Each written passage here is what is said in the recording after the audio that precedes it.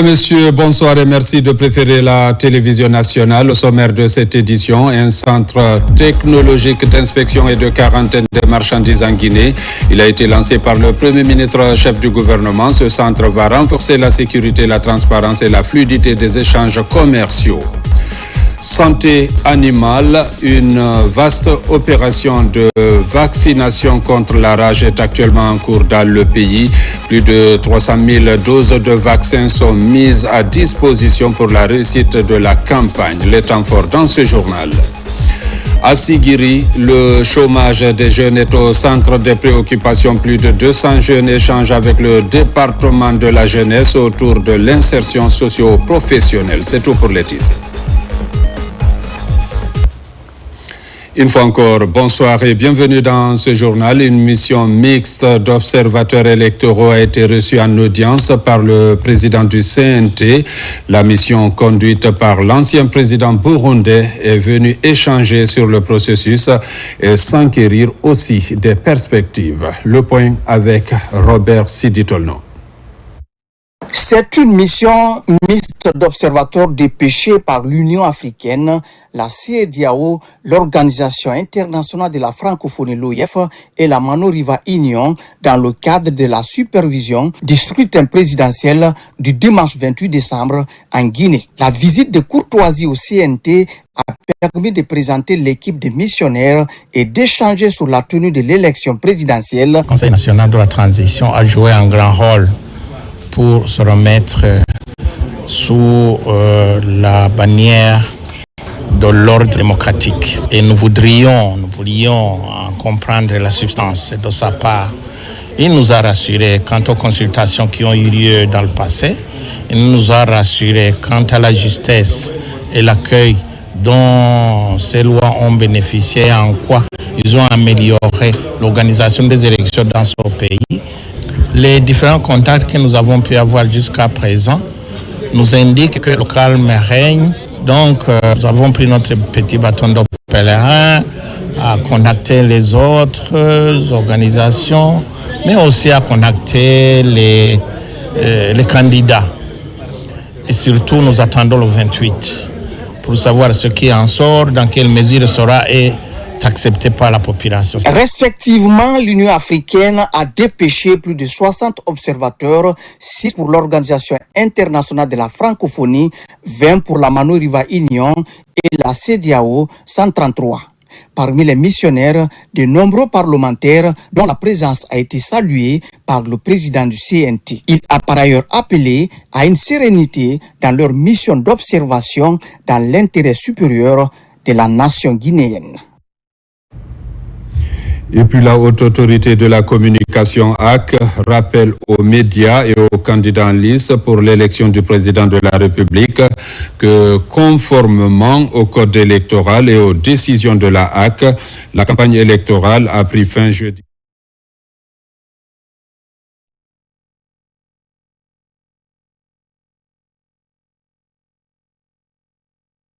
« 2025, toute diffusion de messages susceptibles d'influencer le vote des citoyens est interdite. La haute autorité de la communication HAC invite par conséquent les médias et les candidats au respect scrupuleux du silence électoral. Le communiqué est signé de son président Boubacar Yassine Diallo.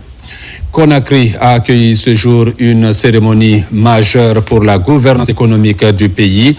Le Premier ministre Amadou Riba a procédé au lancement officiel du Centre technologique d'inspection et de quarantaine des marchandises, un outil stratégique destiné à renforcer la sécurité, la transparence et la fluidité des échanges commerciaux. Reportage Ousmane Bangoura.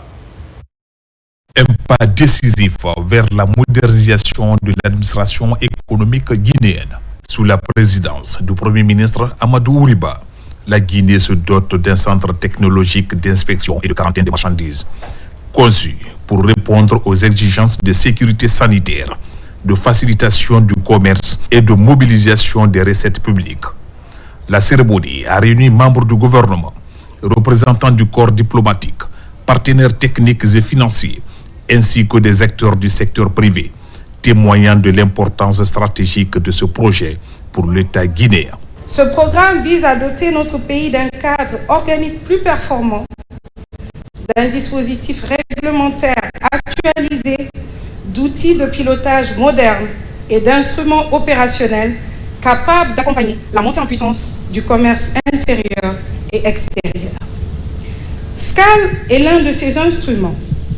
Il est intégré dans le Promecom comme un projet structurant de l'infrastructure nationale de qualité et de la sécurité des échanges. SCAL, dans son système de gestion automatisé, va interagir aussi avec le Trésor Pays, parce que le Trésor Pays gère l'ensemble des recettes non fiscales, et donc de façon progressive, on va les mettre aussi dans la boucle. Comme ça, les opérateurs n'auront pas forcément que besoin de faire des paiements, j'allais dire en espèces. Ils peuvent aller prendre ce code d'inspection sur la boucle et procéder aux différents paiements avec beaucoup plus de transparence et de célérité. Au centre de ce dispositif stratégique, l'administration douanière s'impose comme un acteur clé de la souveraineté économique nationale. Ces dernières années, la douane a modernisé les procédures, renforcé les systèmes informatisés, développé la gestion de risques. SCAL viendra compléter ce dispositif. Ce centre offrira un appui technique pour analyser les cargaisons ciblées, appuyer les décisions de retenue ou de libération des marchandises. Ce projet n'est pas seulement le fruit de la coopération entre la Chine et la Guinée, mais aussi une action concrète pour mettre en œuvre l'esprit du sommet de Pékin 2024, du Forum sur la coopération sino-africaine, et construire conjointement des infrastructures modernes de haute qualité. Il deviendra un soutien clé pour la Guinée dans l'amélioration de sa capacité de gouvernance, la garantie de la sécurité frontalière et la promotion de la facilitation du commerce. À travers la mise en service de ce centre technologique, le chef de gouvernement, Amadou Ouriba, a réaffirmé la volonté de l'État de renforcer la gouvernance économique et la modernisation des services publics. Avec ce projet SCAL, il est indispensable de tirer les avantages que nous pouvons faire pour que nos entrepreneurs, notre secteur privé, d'abord, se mettent en ordre de bataille, où il n'est plus question de se contenter des produits bas de gamme en ce qui concerne la production intérieure nationale. Il faut chercher à élever le niveau de standard pour être compétitif, comme d'autres pays qui sont un peu plus économiquement évolués que le nôtre sont à l'heure actuelle. Nous devons être en ordre de bataille. En ordre de bataille pour faire que notre production intérieure, notre production nationale soit compétitive par rapport aux produits qui sont de l'étranger. Avec l'entrée en service de ce centre technologique d'inspection et de quarantaine des marchandises, la Guinée franchit une nouvelle étape dans la modernisation de sa gouvernance économique. Un outil stratégique au service de la sécurité, de la transparence et de la compétitivité nationale, en droite ligne des ambitions de transformation portées par l'État. Nous revenons sur ce communiqué relatif à l'observation du silence électoral. La haute autorité de la communication HAC rappelle aux médias et aux candidats en lice pour l'élection du président de la République que, conformément au code électoral et aux décisions de la HAC, la campagne électorale a pris fin jeudi 25 décembre 2025 à 23h59.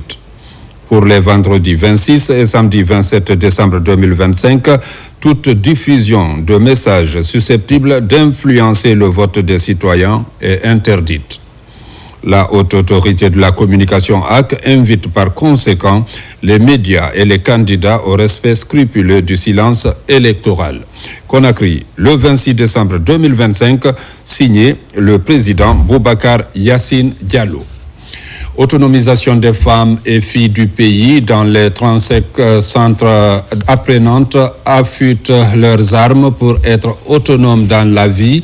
Cette année, elles sont 1500 filles et femmes déscolarisées et non scolarisées à obtenir leur attestation de fin de formation dans les filières génératrices de revenus. Alkali Kobele Keita, Mohamed II Camara.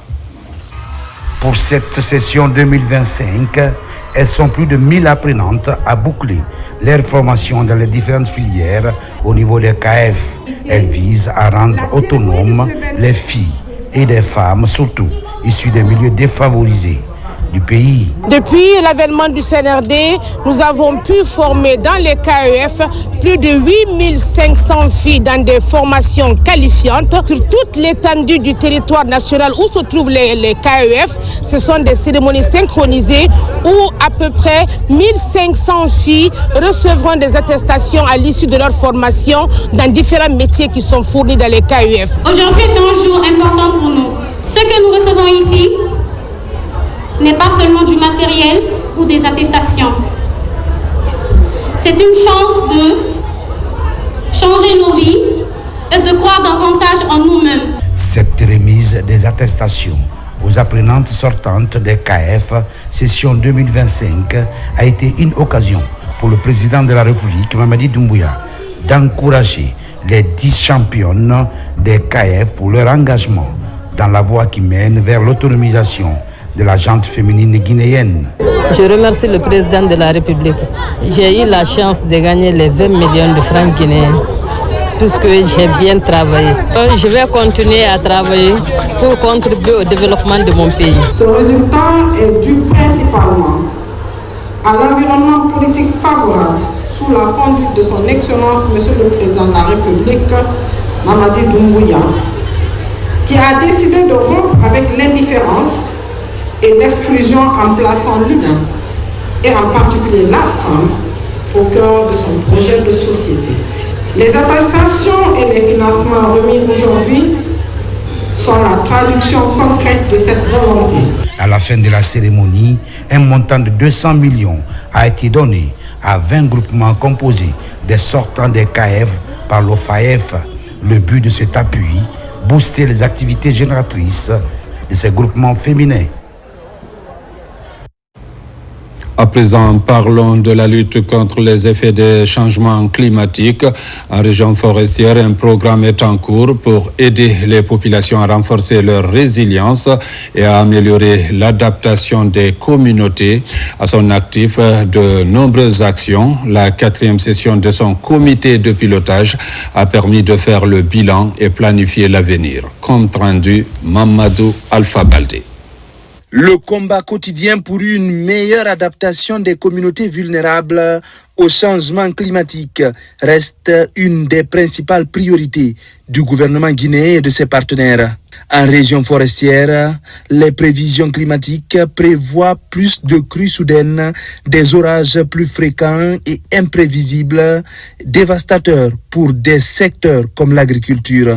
Sur le terrain, le projet renforcement de la résilience et des capacités d'adaptation des communautés les plus vulnérables au changement climatique en Guinée forestière est en première ligne pour renforcer le dispositif d'adaptation dans la zone. Ce projet aide nos communautés dans tout ce que nous connaissons dans le cadre de la préservation de l'environnement et aussi, comme son nom l'indique, avoir une résilience face au changement climatique que nous connaissons. Ici, l'ensemble des réalisations sont évoquées, les contraintes relevées et les prochaines actions planifiées et validées par l'ensemble des parties prenantes du projet. Cette revue à mi-parcours de ce programme, bien qu'essentielle pour évaluer les progrès qui méritent d'être améliorés, il est clair que des efforts supplémentaires sont nécessaires pour réaligner les actions entreprises.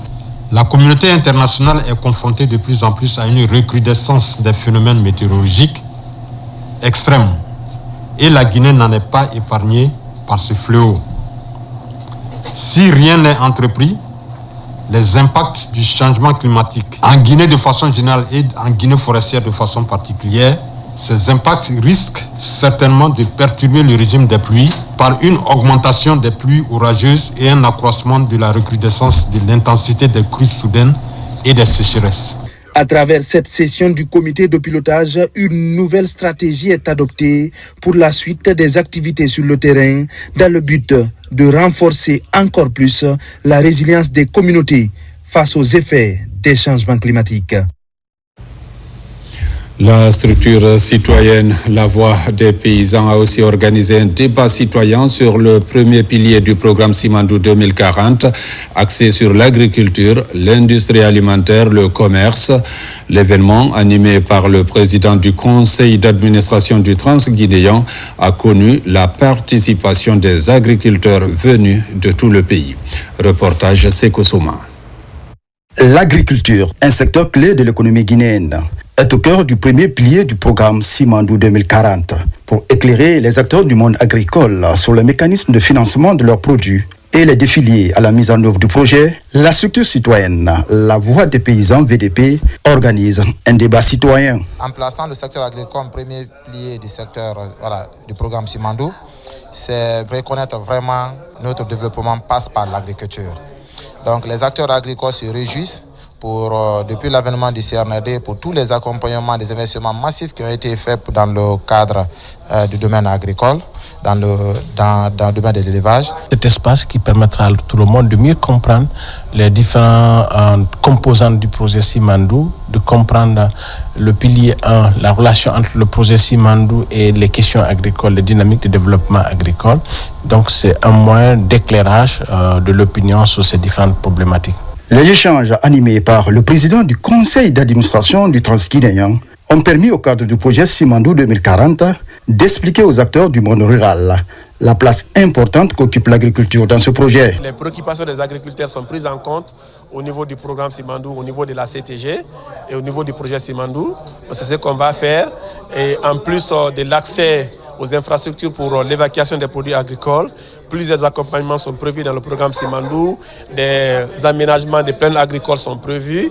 Donc on veut s'assurer quand même que le projet a des impacts, des externalités positives énormes sur les agriculteurs et c'est sûr qu'à partir de 2026, davantage, l'implémentation de cela va se faire. Les panélistes ont souligné que ce projet arrive à point nommé et permettra aux agriculteurs guinéens de développer leur production et d'améliorer leurs revenus, un objectif cher à la voix des paysans.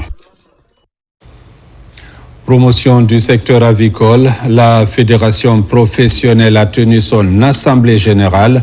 Lors de cette rencontre, le plan d'action opérationnel 2026 a été présenté.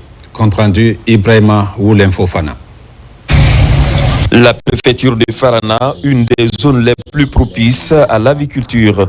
Aujourd'hui, l'émergence du secteur reste une priorité du gouvernement et des structures du monde rural.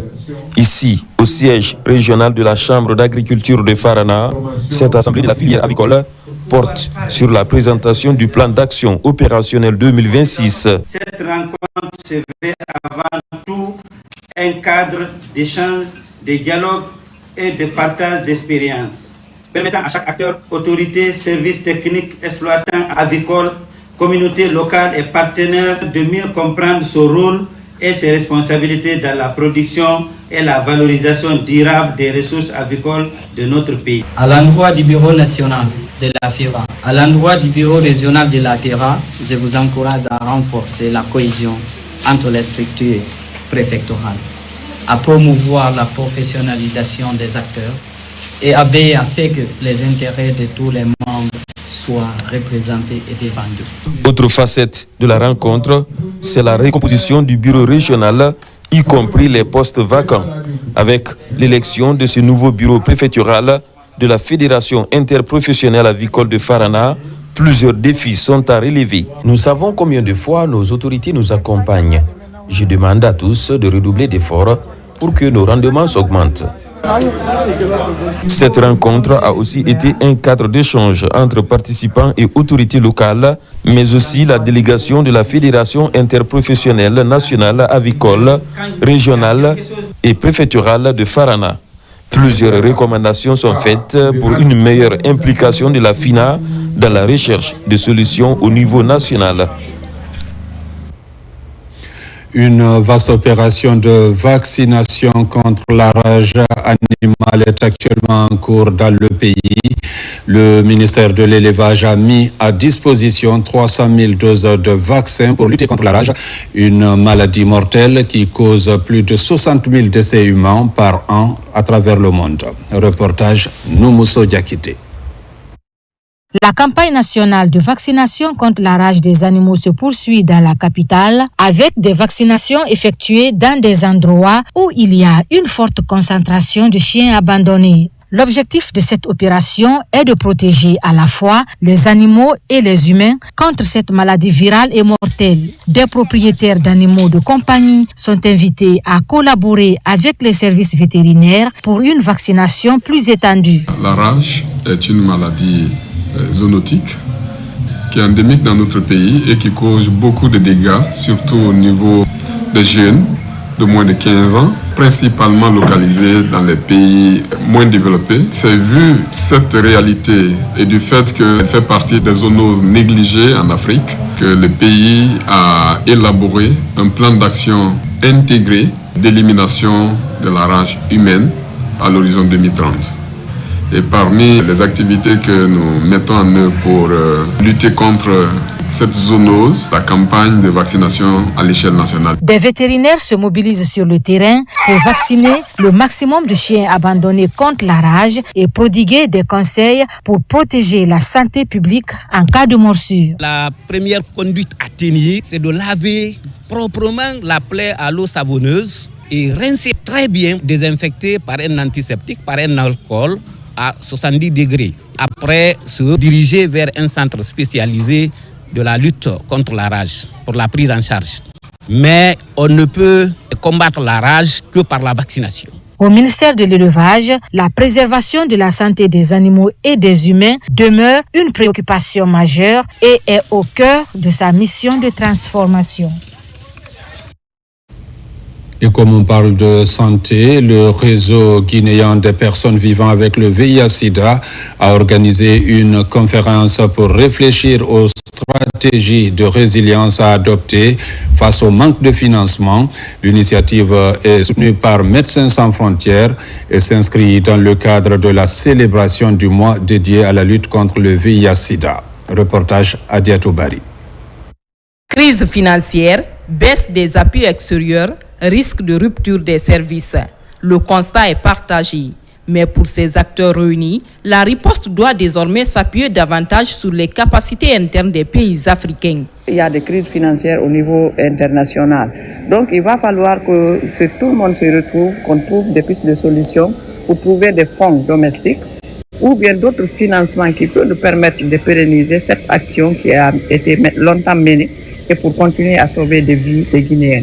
C'est une excellente initiative du Rega Plus d'avoir invité tous les différents acteurs dans la lutte contre le VIH à s'asseoir et vraiment à réfléchir ensemble sur des nouvelles stratégies de financement, étant donné que c'est un besoin qui va perdurer encore pendant des décennies. Parmi les pistes évoquées, une augmentation des lignes budgétaires nationales dédiées au VIH, une meilleure intégration de la riposte dans la couverture sanitaire universelle, mais aussi la mobilisation du secteur privé et des collectivités locales. Les participants ont également insisté sur le rôle central des organisations communautaires dans la gestion efficiente des ressources et le plaidoyer pour des financements durables. Aujourd'hui, il faut créer de nouvelles sources de financement pour faire face à la lutte contre le VIH, mais aussi il faut diversifier ces sources de financement. Et il faut beaucoup plus miser sur la mobilisation des ressources domestiques. À l'issue de la conférence débat, un appel fort a été lancé aux autorités nationales et aux partenaires. Investir davantage de ressources locales pour préserver les acquis et assurer l'avenir de la lutte contre le VIH en Afrique, notamment en Guinée, qui a une prévalence modérée. Dans l'actualité encore, le procureur général près la cour d'appel de Kankan est officiellement installé dans ses nouvelles fonctions. Marwan Baldé va mettre en application les grandes orientations du ministère de la Justice dans la région. Reportage Yamo Kaba. Dans la ville de Nabaya, il est connu du grand public au niveau du parquet d'instance pour avoir incarné la justice face au banditisme et la délinquance. Comme les mêmes causes produisent les mêmes effets, Marwan Baldé porte aujourd'hui le flambeau de la cour d'appel de Kankan. Entre continuité et renouveau, son installation ouvre une nouvelle étape pour le parquet général. Son attachement à l'action publique est encore réaffirmé. Mes tout premiers sentiments, c'est mes remerciements d'abord a priori au chef de l'État, le président de la République, le chef suprême des armées, le président du Conseil supérieur de la magistrature pour la confiance qu'il a accordée à ma personne en me nommant procureur général près la cour d'appel de Kankan. Ma priorité principale, c'est de veiller au développement de la société, à ce que les citoyens vaquent à leurs affaires dans la tranquillité. Je vous invite, citoyens, à ne plus continuer à engager des difficultés parce que l'appareil judiciaire a besoin de nous, de notre contribution. Auxiliaires de la justice, messieurs les officiers de la police judiciaire, votre rôle est attendu. Les chantiers qui s'annoncent pour le procureur général près la cour d'appel de Kankan sont importants, prévient le représentant du garde des Sceaux. Les dispositions des articles 37, 38, 39 et suivants du Code de procédure pénale, en lui rappelant que seule la loi doit être appliquée comme il a toujours fait. Il a fait montre d'un magistrat courageux, rigoureux, mais compétent.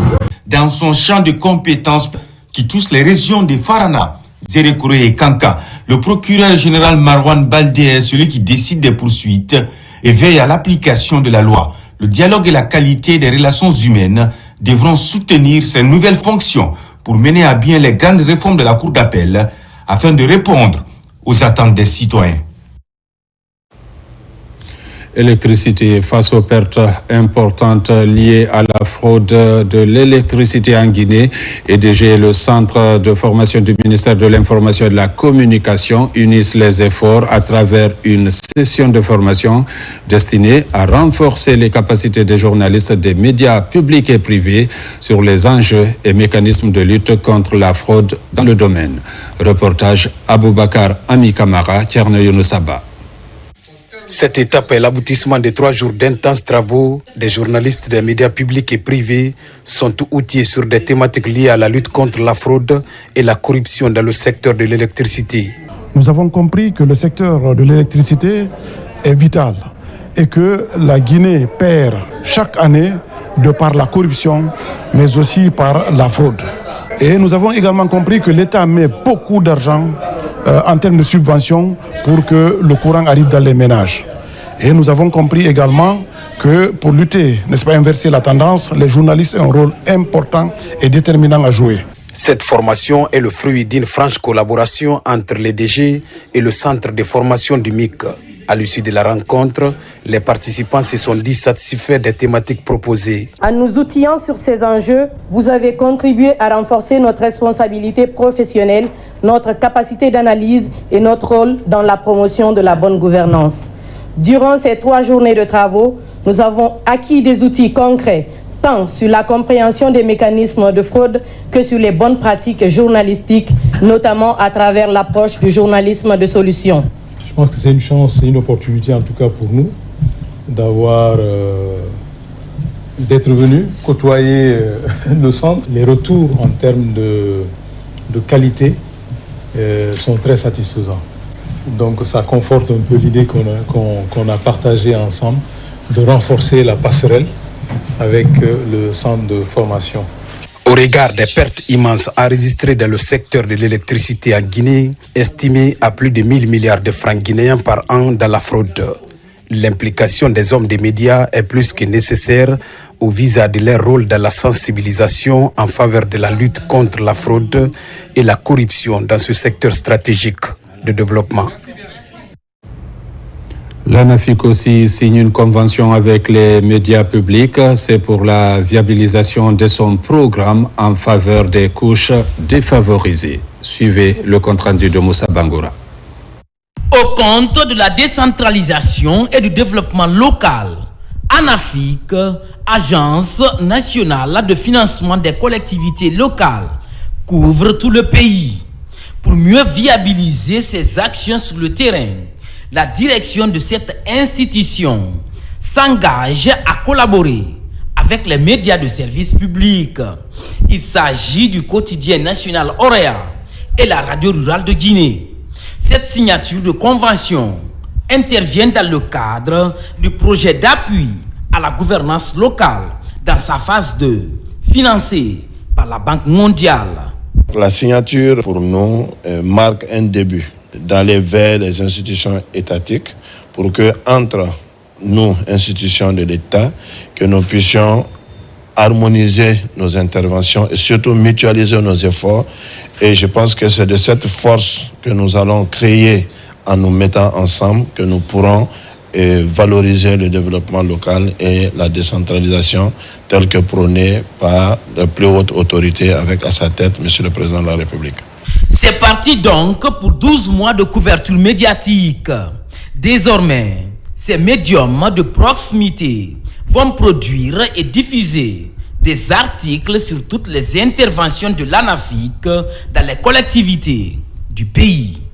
Pour nous, ça serait une bonne chose qu'aujourd'hui, partout où l'ANAFIC serait, on aura des points focaux pour que l'information à la base puisse remonter, pour que l'ensemble de la population guinéenne puisse savoir qu'est-ce que l'ANAFIC est en train de faire dans la commune de Somfonia ou dans la commune de Yukunku. Nous émettons à l'endroit de nos collectivités, de nos communautés en langue nationale. L'ANAFIC aussi travaille dans ces collectivités. Nous allons utiliser les moyens nécessaires pour amplifier les informations concernant les activités de l'ANAFIC pour faciliter la compréhension à l'endroit des populations bénéficiaires des activités de l'ANAFIC. Cette approche innovante permet à chaque citoyen d'être mieux informé des projets de l'ANAFIC sous la tutelle du ministère de l'Administration du Territoire et de la Décentralisation. Présidentielle 2025, la DGE a lancé à l'AB la formation des formateurs locaux des membres de bureaux de vote pour que ceux-ci forment à leur tour 9 998 membres de bureaux de vote. Ce processus de formation vise à assurer une bonne conduite des élections. Reportage Sarafdine Diallo, Alpha Isiagaba. Ce dimanche, le 28 décembre 2025, les Guinéens se rendront dans les urnes pour élire le président de la République. Pour que cette élection soit transparente, crédible et apaisée, le renforcement des capacités des acteurs s'avère nécessaire.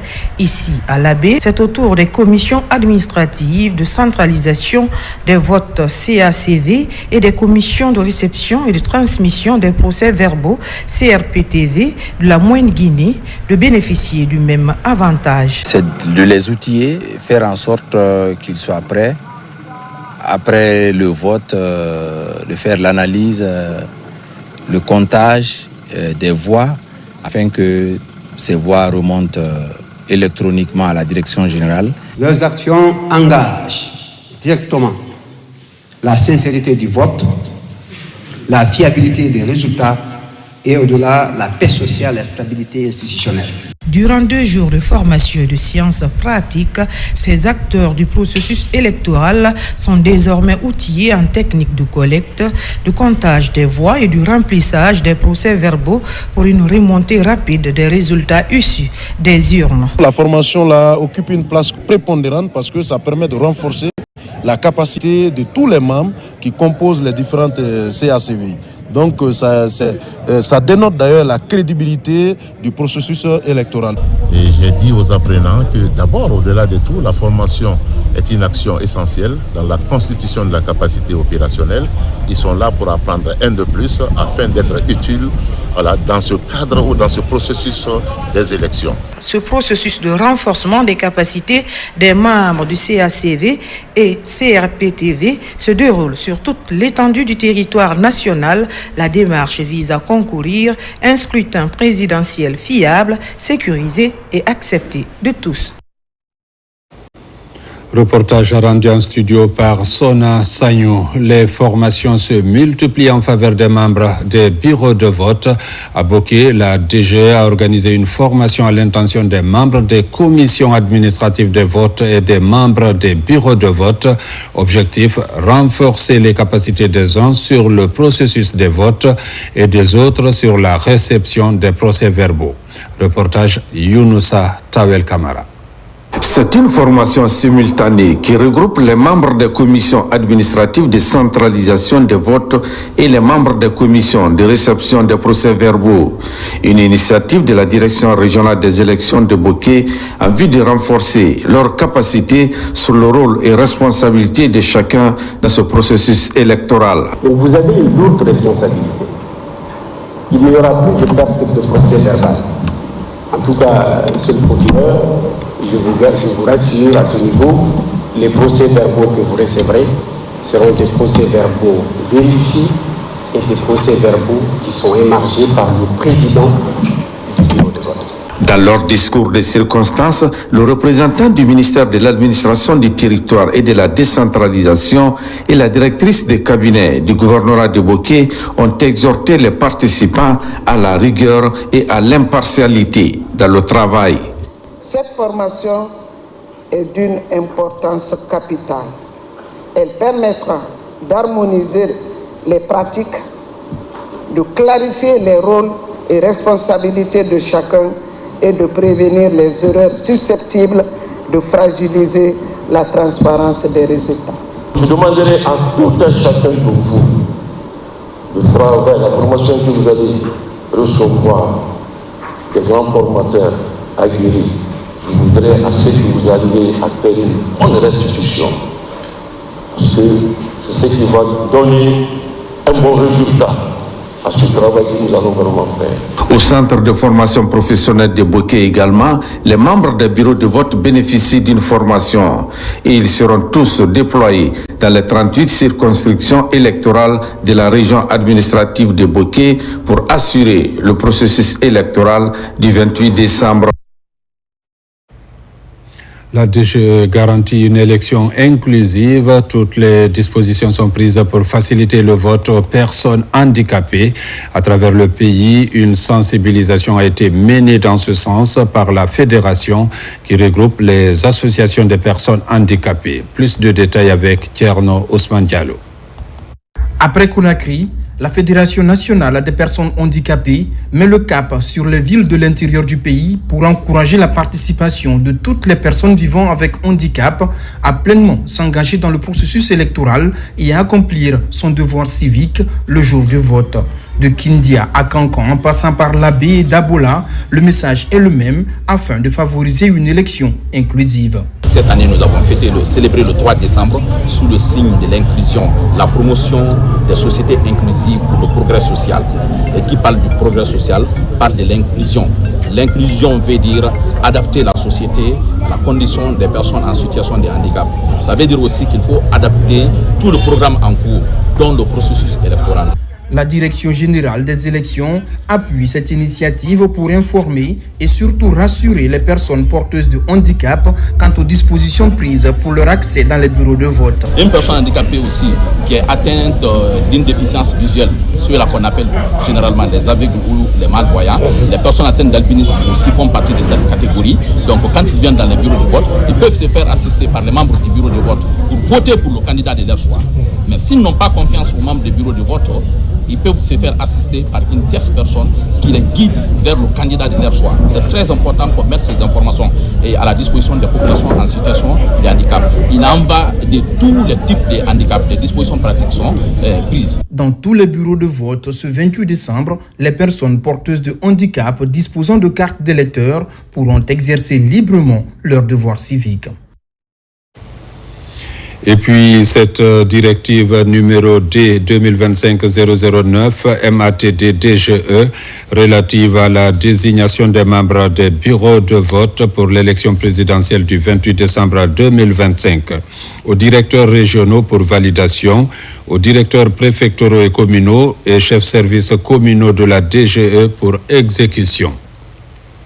Dans le cadre de l'organisation du premier tour de l'élection présidentielle du 28 décembre 2025, il est demandé en collaboration avec les centrales syndicales de l'éducation, les étudiants et les structures décentralisées de procéder à la désignation des membres des bureaux de vote conformément aux critères et modalités ci-après. Composition et désignation des membres des bureaux de vote. Conformément à l'article 82 du Code électoral du 27 septembre 2025, chaque bureau de vote est composé de 5 membres. 1. Un président. 2. Un vice-président. 3. Un secrétaire. 4. 2 accesseurs. Aussi, en application de l'article 87, les membres sont désignés par l'OTIGE à travers ses démembrements sur la base de critères qu'il définit. Cette désignation est faite en collaboration avec les autorités décentralisées ou déconcentrées selon le type d'élection. Ils doivent être capables de rédiger un procès-verbal en français. Grand 2. Critères de sélection des membres de bureau de vote. Les membres désignés doivent remplir les conditions suivantes. Être résident de la localité, du quartier, du district ou tout au moins de la commune.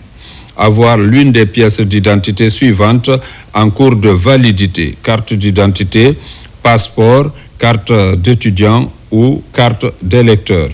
Être âgé de 18 ans ou plus.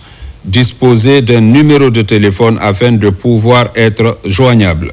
Savoir écrire et parler correctement le français. Avoir au moins une expérience dans les opérations électorales. Ne pas être membre d'un parti politique ou d'un mouvement politique. Tous les paiements, primes de formation, primes du jour de scrutin se feront par le Crédit Rural sur présentation physique de la personne avec une pièce d'identité. Les paiements de primes du jour du scrutin se feront le lendemain du scrutin, soit le 29 décembre 2025. Montant des primes. Les primes des membres des bureaux de vote sont fixées selon le tableau ci-dessous. Membre de bureau de vote. Président de bureau de vote, 500 000 francs guinéens. Vice-président et secrétaire, 400 000 francs guinéens. Accesseur, 300 000 francs guinéens. Procédure de désignation. Les désignations seront faites par entité suivante et en respectant scrupuleusement les critères établis au point 2 de la présente directive. Président, vice-président, secrétaire par les démembrements de la DGE en collaboration avec les centrales syndicales de l'enseignement préuniversitaire, universitaire et étudiant. Accesseur par les présidents de délégations spéciales en relation avec les sous-préfets pour les sous-préfectures et les préfets pour les communes urbaines. Pour la zone spéciale de Conakry en collaboration avec le gouvernorat. Chaque personne désignée devra signer une fiche d'engagement de présence, de non-substitution, mais aussi de respect des règles de tenue d'un bureau de vote avant de se voir inscrit en tant qu'agent de bureau de vote au niveau du chef service communal des élections. Les listes fournies par les présidents de délégations spéciales devront être dûment signées et cachetées avant toute prise en compte. Méthode de remontée des données. La remontée des données se fera exclusivement à partir du tableau Excel standardisé, conçu et mis à disposition par le département des opérations de la DGE. Directeurs communaux et chefs services communaux, désignation des membres des bureaux de vote et compilation des listes. Directeurs préfectoraux, consolidation des données issues des communes relevant de la juridiction.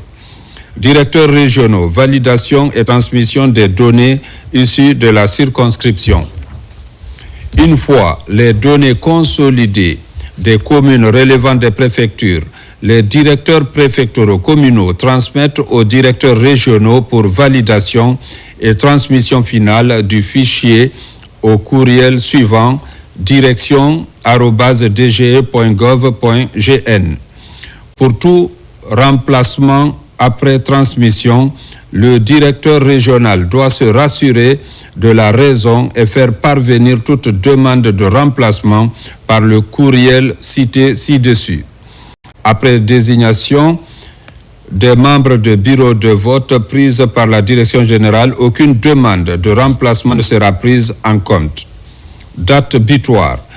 La remontée des données consolidées par les directeurs régionaux doit se faire au plus tard le mardi 9 décembre 2025 à 18h, délai de rigueur. La direction générale compte sur votre diligence habituelle au regard du caractère urgent de cette institution. Conakry, le 8 décembre 2025, la directrice générale, Madame Kamara Djeynab Touré.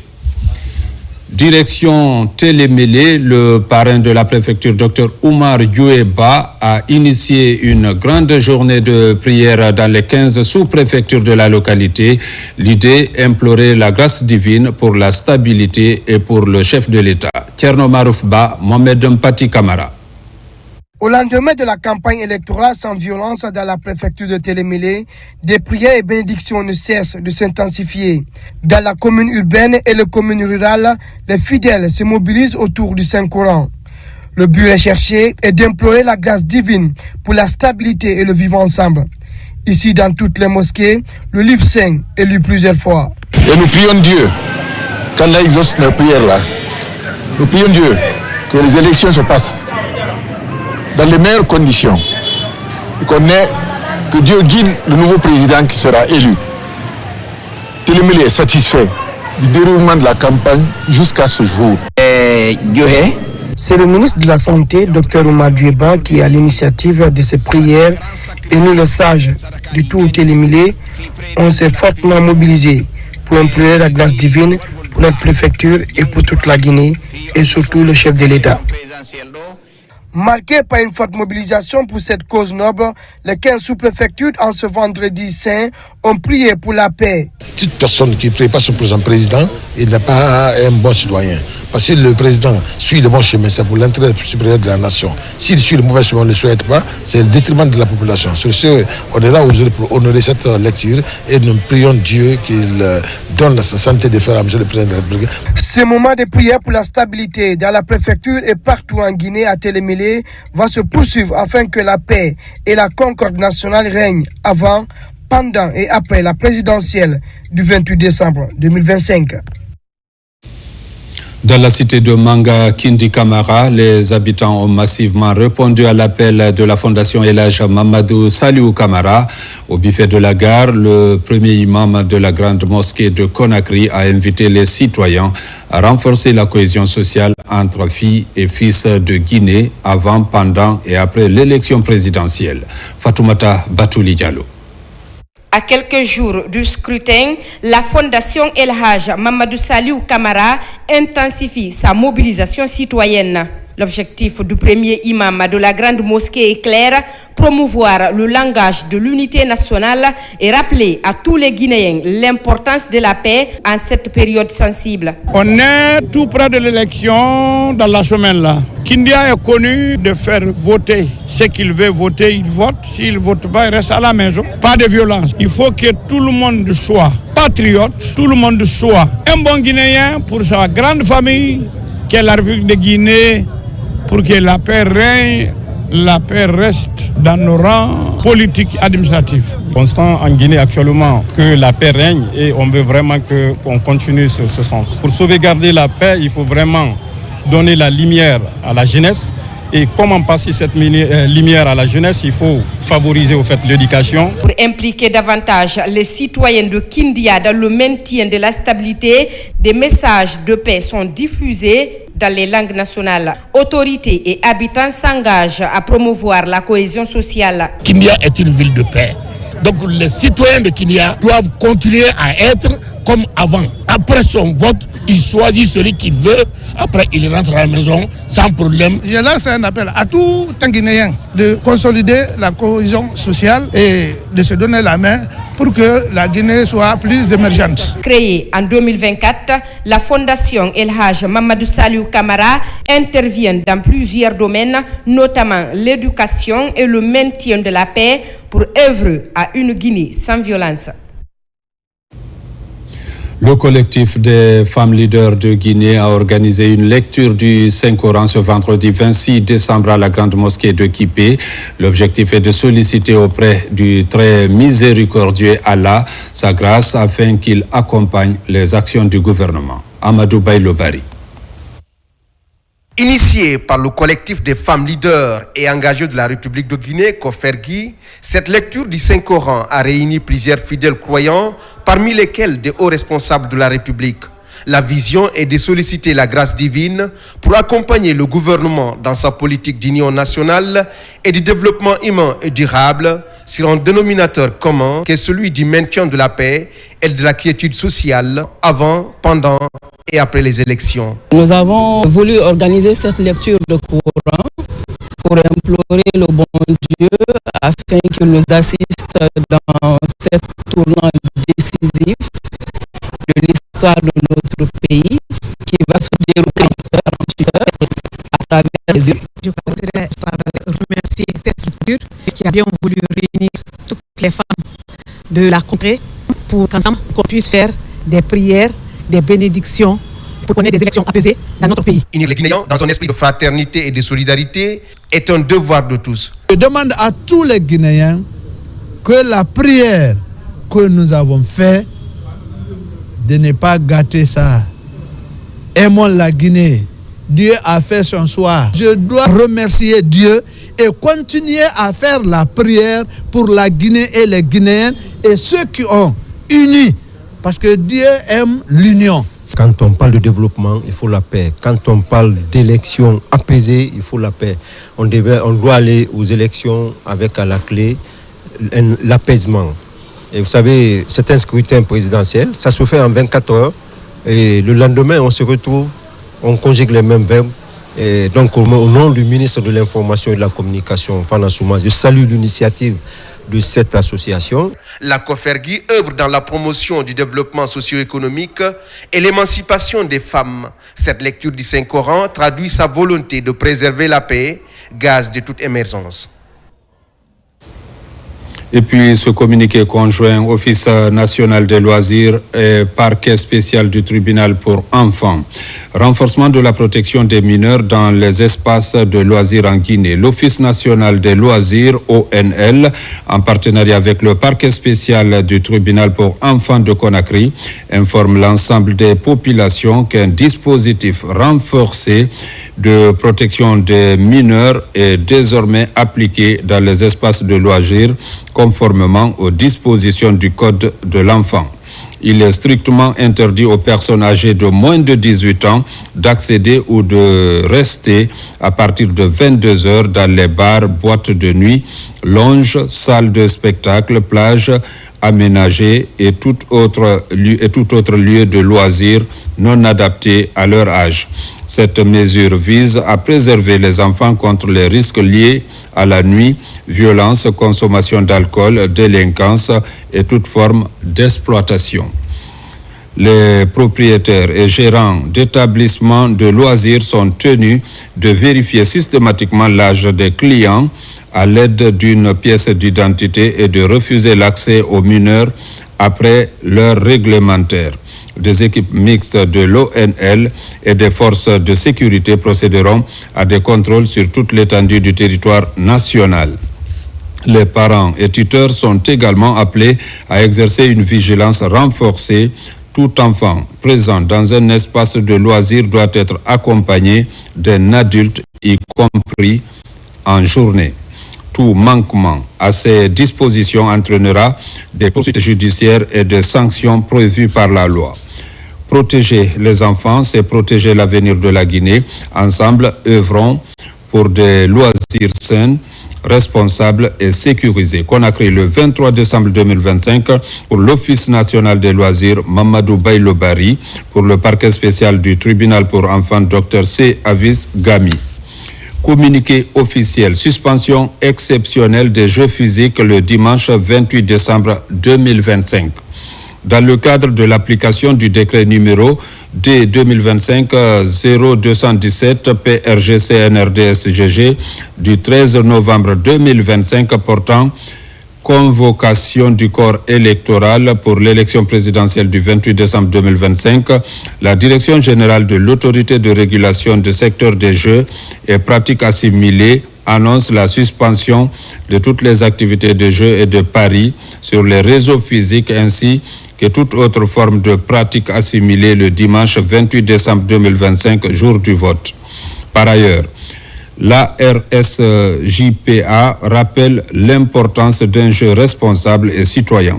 Elle encourage toutes les sociétés de jeux et les parieurs à remplir leur devoir civique en participant activement à ce processus électoral.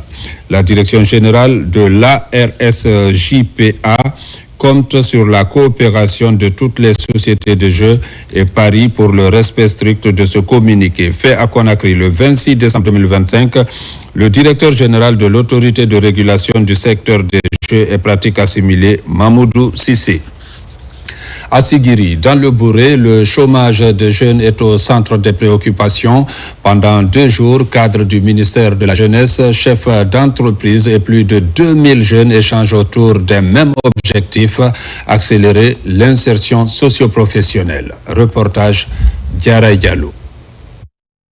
À Sigiri, la lutte contre le chômage des jeunes passe à l'action avec la tenue du salon de l'emploi et de l'auto-emploi. Pendant 2 jours, jeunes en quête d'opportunités, entreprises minières, structures de formation et institutions d'appui à l'entrepreneuriat se retrouvent dans un même espace d'échange avec pour objectif rapprocher l'offre à la demande, mieux orienter les jeunes et faciliter leur accès au marché du travail dans une zone fortement marquée par l'activité minière. Le secteur minier guinéen devient compétitif et extractif à travers le programme Simandou 2040, qui est une opportunité de développement de notre pays, d'insertion socio-économique et professionnelle des jeunes. Le ministère de la Jeunesse, à travers la Direction nationale de l'emploi et de l'auto-emploi des jeunes, avec l'appui des partenaires, réaffirme son engagement en faveur de l'employabilité des jeunes en misant sur le renforcement des compétences, la maîtrise des techniques de recrutement